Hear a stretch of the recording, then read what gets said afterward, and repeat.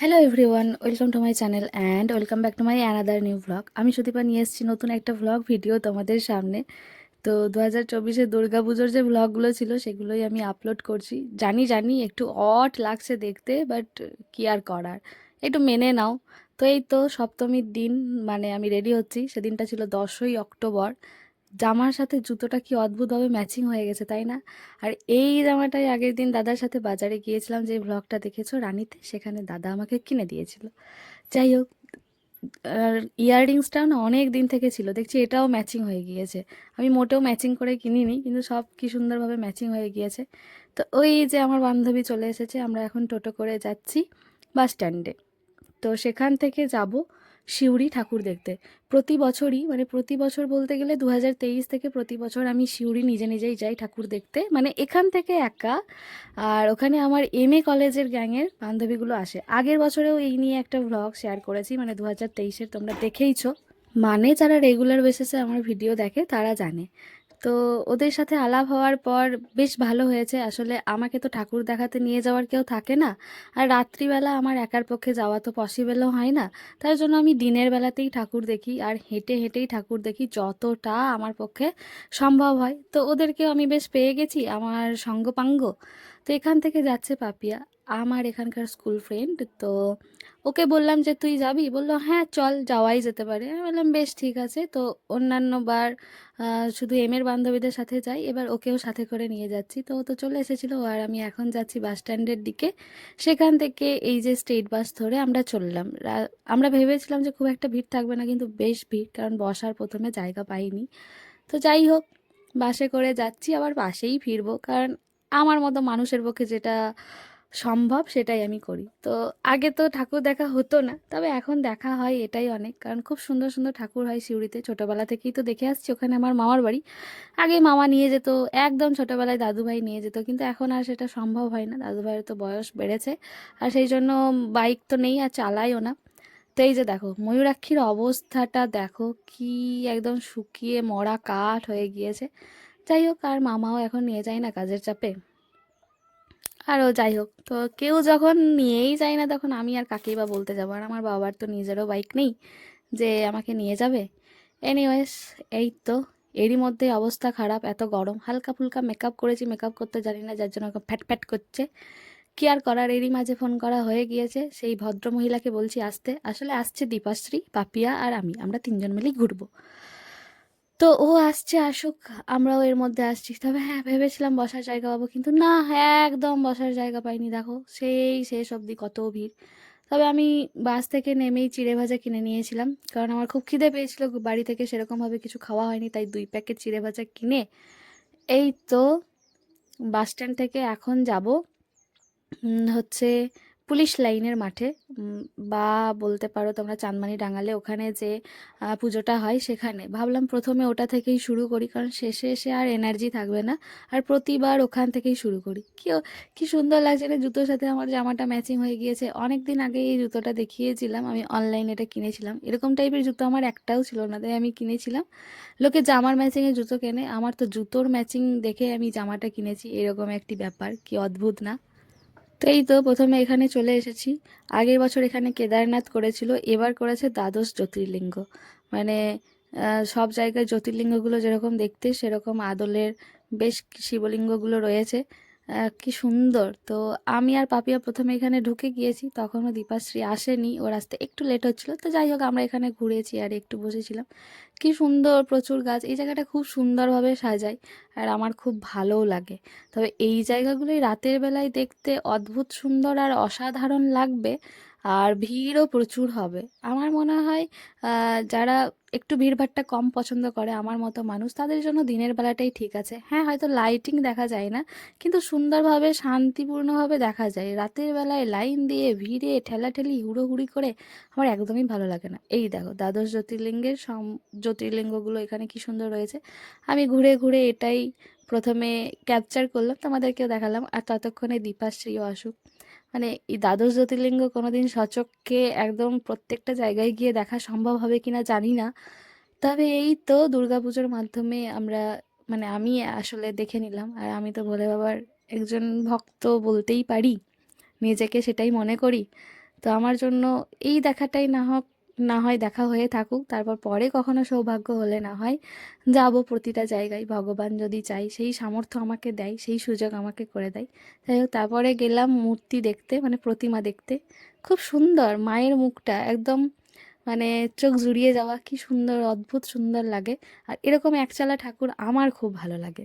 তারপরে এই তো দুই বান্ধবী মিলে রিলস বানাচ্ছিলাম, একটু দীপাশ্রীকে বলছিলাম করে দিতে। তখনও জানতাম না এটাই ওর সাথে আমার দেখা শেষ পুজো, মানে ওর বিয়ের আগে আর কি। তো এই তো ওর তো নতুন জুতো পরে পায়ে ফোসকা পড়ে গেছে, তাই একটা দোকান থেকে ব্যান্ডেড কিনে লাগাচ্ছিলাম।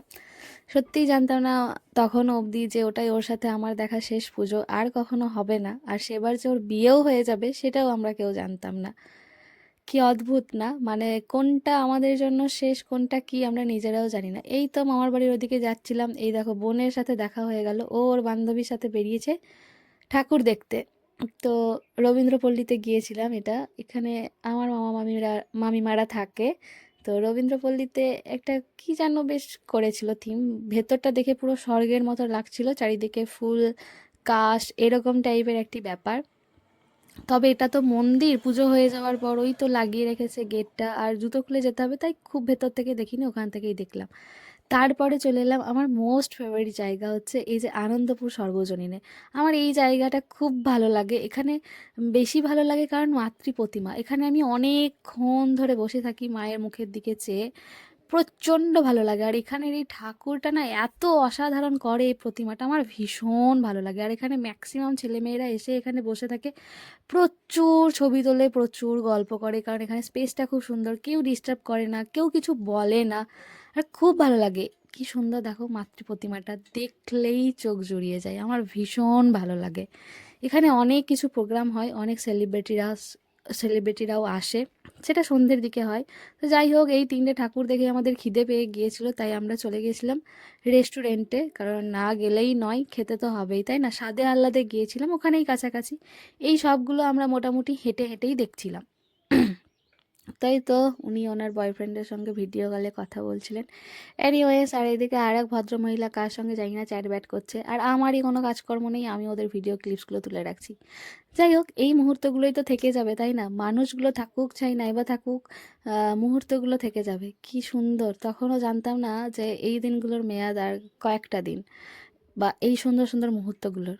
আমি ওখানে বসে আছি খাবারের অপেক্ষায়, আমাদের কাছে প্রচুর কিছু টাকা ছিল না সত্যি কথা বলতে, তাই আমরা চিকেন হাক্কা নুডলসই অর্ডার করেছিলাম। মানে আমরা এতটাই খেতে পারি, দেখো এই এক প্লেটেই আমাদের তিনজনের খাওয়া হয়ে গিয়েছে। আর সত্যি কথা বলতে আমাকে দেখতে বড়লোক লাগলেও, বড়লোক বড়লোক ভাইবস থাকলেও, আর সেবার আমার কাছে কোনো টাকাই ছিল না, আমি ওদের টাকায় খেয়েছি, ঘুরেছি। আসলে খিদেটা পেয়েছিল আমাদের মনের খিদে, কারণ ওখান থেকে অন্য জায়গায় চলে গেলে আর এদিকটাতে আসা হতো না, আর সেই দিকগুলোতে রেস্টুরেন্ট নেই। তাই জন্য ভাবলাম একবারে খেয়ে দিয়েই চলে যাই।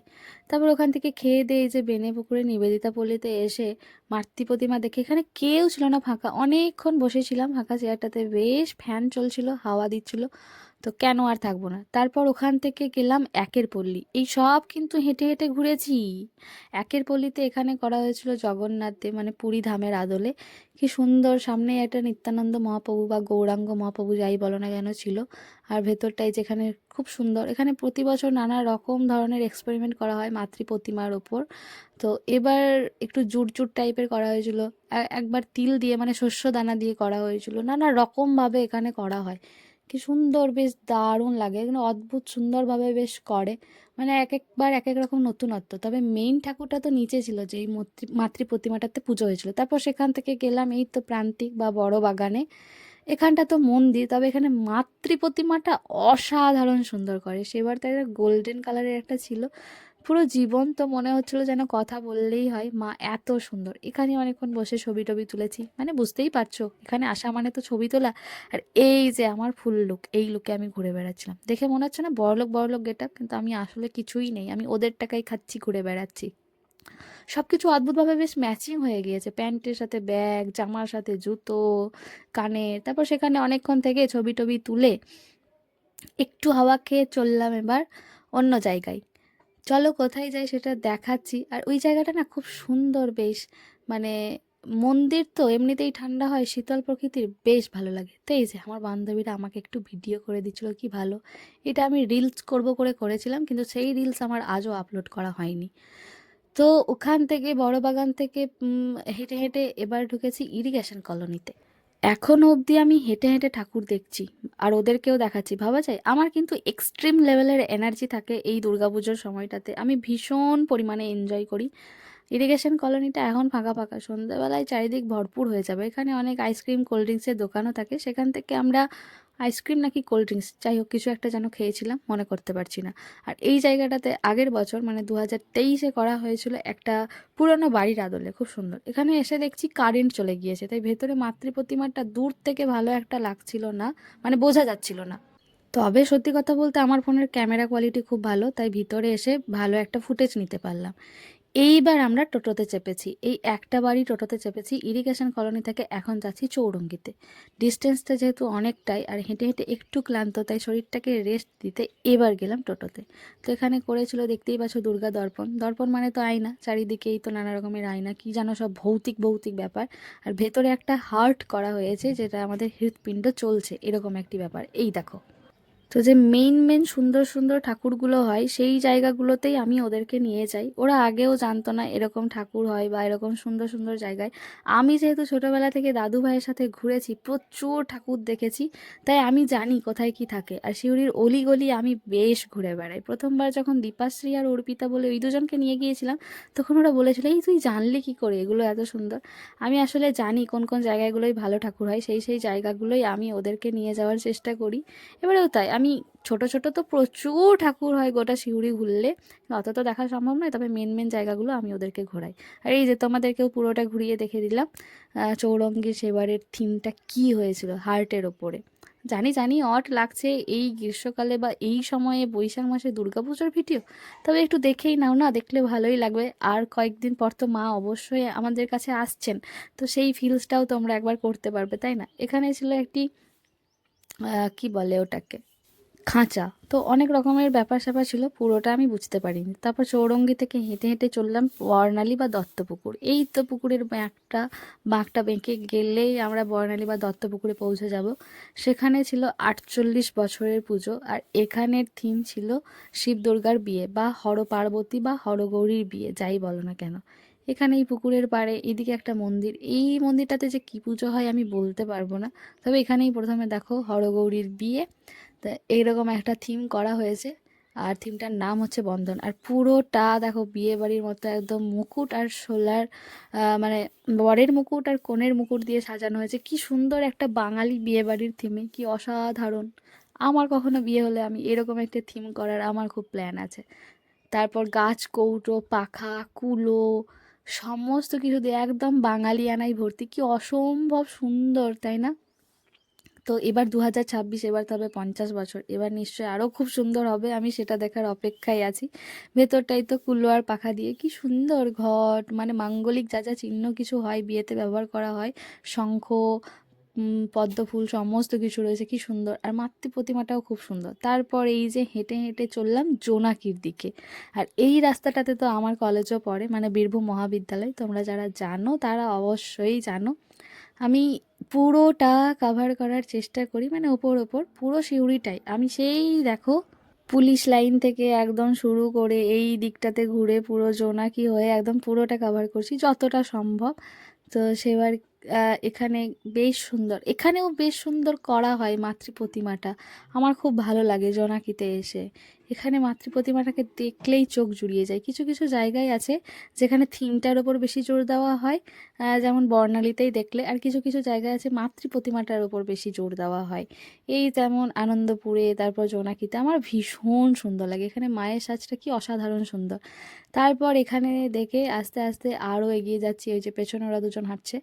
আমার কিন্তু ভরপুর এনার্জি, মানে গরম তো লাগছে, ছবি তুলছি ঘুরছি ফিরছি আনন্দ করছি মজা করছি, এছাড়া আর কি। এই যে এই দিনগুলো আর তো পাবো না, মানে পাপি আর তো বিয়ে হয়ে গিয়েছে, ও তো চাইলেও আর বোধহয় আমার সঙ্গে আসবে না, মানে আমি চাইলেও। তো আগের বছর থেকেই তো আমরা আলাদা, সেবারও তো জানতাম না যে এত মজা করার পর ও আর আমার সাথে কখনো ঘুরবে না। তারপর ওখান থেকে গেলাম স্বাধীন ভারত ক্লাব। এটা খুব একটা অলিগলি জায়গায়। প্রথমবার যেবার এসেছিলাম না, একজন কাকুকে জিজ্ঞেস করেছিলাম যে এদিকে আর কোনো ঠাকুর আছে, তিনি আমাদেরকে দেখিয়েছিলেন এই জায়গাটা। তো এই জায়গাটায় এসে দেখেছিলাম খুব সুন্দর শান্ত, মাতৃ প্রতিমাটা খুব সুন্দর ছোট্ট জায়গার মধ্যে করা হয়, কিন্তু এখানে পাড়াটা খুব নিট অ্যান্ড ক্লিন, খুব সুন্দরভাবে সাজানো হয় আর অনেকক্ষণ বসে শান্তি পাওয়া যায়, খুব ভালো। তারপর এই তো বাস স্ট্যান্ডে যাওয়ার পথে এই ছোট্ট মাতৃ প্রতিমাটা দেখে এবার যাচ্ছি বাস স্ট্যান্ডে বাস ধরতে, কারণ আর আমাদের এনার্জি নেই, আর তার থেকেও বড় কথা সময় নেই। বাড়ি যখন ফিরতেই হবে তখন তাড়াতাড়ি ফেরা উচিত, তাই না? তো এই তো স্টেট বাসে একটু জায়গা পেয়ে গিয়েছি, আর আমার প্রচণ্ড গরম লাগছে, আমি এবার বিধ্বস্ত। তাই একটু লস্যি খেয়ে নিচ্ছিলাম, কারণ আমার পক্ষে আর সম্ভব হচ্ছিল না। সারাদিন যখন ঘুরেছি তখন এত কিছু এফেক্ট পড়েনি, কিন্তু এই যে বসেছি ঘেমে নিয়ে অস্থির, আর আমার চুলটা এত জঘন্যভাবে কেটে দিয়েছিল যে না বাঁধতে পারছিলাম না কোনো কিছু। এই চুলটার জন্য আমার আরও অস্বস্তি লাগছিল। পুরো 5-6 মাস লেগেছে চুলটা আমার ঠিক হতে। যাই হোক, তো এই তো কোটাসুরে নেমে গিয়েছি। তো নেমে গিয়েই কোনো টোটো পাচ্ছি না, তখন 5টা 10 প্রায় বাজতে যায়। আমি হেঁটে হেঁটে ওই জন্যই যাচ্ছিলাম কোটাসুর মোড় থেকে স্কুল মোড়ের দিকে। তো এই সময় অদ্ভুতভাবে দেখা হয়ে যায় আমার বন্ধু সোমনাথের সাথে, আর ওর সাথে ভাই চন্দনও ছিল। তো চন্দন আসলে জামা কাপড় কিনতে এসেছিল। কে সপ্তমীর দিন জামা কাপড় কেনে আমি জানি না ভাই, কিন্তু ওরা এসেছিল। তো যাই হোক, এই দুজন বন্ধুকেই না আমি এক প্রকার হারিয়ে ফেলেছি বলা যেতে পারে। এই পাপিয়া আর সোমনাথ দুজনেরই বিয়ে হয়ে গিয়েছে, দুজনে এখন অন্য জগতের মানুষ। তো কত মজা হই হুল্লোড়, এই যে স্মৃতিগুলো, এই স্মৃতিগুলোর জন্যই তো আমার বেসিক্যালি ব্লগ বানানো, ব্লগটাকে রাখা। তো যাই হোক, ওরা জামা কাপড় কিনছে, আমি বাইরে বসে একটু হাওয়া খাচ্ছি। সত্যি কথা বলতে সেদিন সোমনাথ আমাকে না নিয়ে এলে হয়তো আমাকে পুরো বাড়িটা, মানে ওই 2.5 কিলোমিটার 3 কিলোমিটার পথ আমাকে হেঁটেই আসতে হতো, কারণ আমি কোনো টোটো পাচ্ছিলাম না। জানি না টোটো পেতাম কি না। তো এই যে অনেক দেখাদেখির পর ওদের প্যান্ট ফাইনালি কিন্তু পছন্দ হয়নি। এনিওয়েজ, বলছি যে আমাদের কি এই দিন কখনো আর আসবে? মানে আমি সোমনাথ আর চন্দন তো মাঝে মধ্যেই ঘুরতে বেড়াতাম, মানে ঘুরতে যেতাম, ঘুরতে বেড়াতে যেতাম। জানি না আর কখনো সেই দিন আসবে কিনা। তো যাই হোক, তারপর ওদের সাথে আমি বাড়ি গিয়েছিলাম, ওরা আমাকে বাড়িতে নামিয়ে দিয়েছিল। আর হ্যাঁ, মাঝে আমাকে ফুচকা চাটও খাইয়েছিল, আমি চেয়েছিলাম খাওয়াতে, কিন্তু ওরা কখনোই আমাকে খাওয়াতে দেয় না, আমাকে টাকা খরচ করতে দেয় না। ওরা সত্যিই খুব ভালো। আবার সোমনাথের সাথে নবমীর দিন আমি সে বছর ঘুরতে গিয়েছিলাম, সেই ভ্লগও খুব তাড়াতাড়ি আপলোড করব। তবে এই দিনগুলো চলে না গিয়ে থেকে গেলেই পারতো। এই বন্ধুত্বগুলো আমি হারাতে চাই না, আমার কাছে বন্ধুত্ব সবচেয়ে বেশি দামি। সোমনাথ, আর কি এই দিনগুলো আসবে জানি না। এনিওয়েজ, আমাদের এখানে মেলা বসেছিল পুজো, দুর্গাপুজো উপলক্ষে, প্রতি বছরই বসে।